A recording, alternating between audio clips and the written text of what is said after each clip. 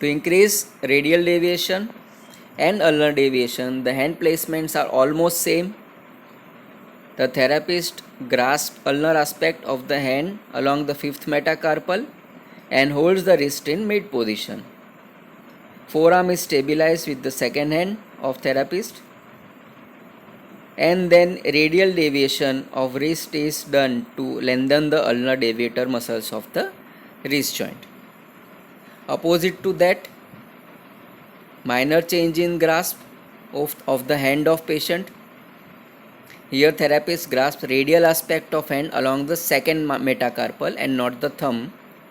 The forearm is stabilized and ulnar deviation is done to lengthen the radial deviator muscles of the wrist. For digits or muscles performing actions at metacarpophalangeal and interphalangeal joints, first of all, careful examination and evaluation has to be done so that what are the causes for loss of function in hand can be found. Each and individual digit has to be stretched in isolation. All four fingers should not be stretched simultaneously. If there is an extrinsic muscle which is limiting the motion, it should be lengthened over one joint while stabilizing the other joint. Then that same lengthened position is held and the muscle is stretched over the second joint. All the joints have to be stretched at a single point of time, but the force of stretch should not be applied at same time. It has to be subsequent until the normal length is obtained. Now to increase flexion, extension, abduction or adduction of carpo-metacarpal joint of thumb, the trapezium is stabilized with the therapist's thumb and index finger as shown in the figure. First metacarpal is grasped with the other thumb and index finger. Then metacarpal is moved in the direction which is desired as per our need to increase carpometacarpal flexion, extension, abduction and adduction. Same way to increase flexion, extension, abduction or adduction of MCP joints of digits, metacarpal of the finger to which the stretch is being applied has to be stabilized with your thumb and index finger. Proximal phalanx has to be grasped with your other thumb and index finger.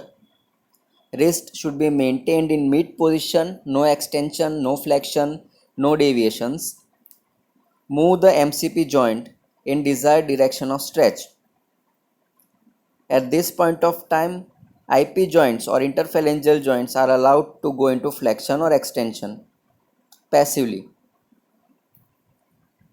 Now to increase flexion or extension of proximal and distal IP joints, the middle or distal phalanx has to be grasped with thumb and finger. Proximal or middle phalanx should be stabilized with your other thumb and finger, and PIP or DIP joint is moved in the desired direction of flexion or extension. These are the images showing end range stretch for extrinsic finger flexors and extensors.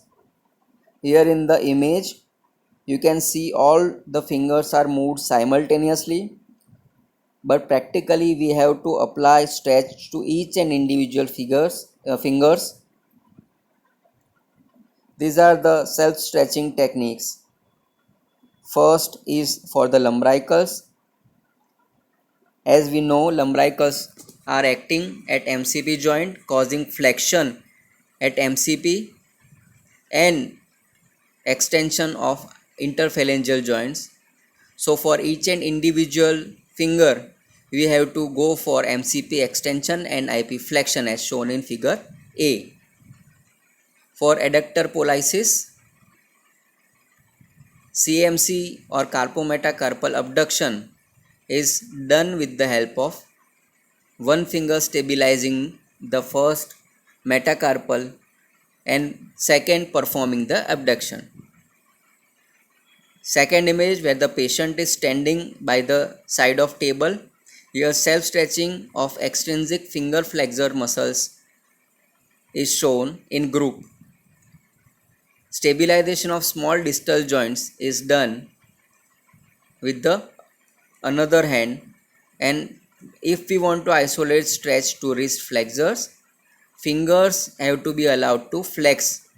The hand has to be moved slightly forward and fingers are fallen beyond the table's edge so they can flex easily, and only wrist flexors are stretched in this position.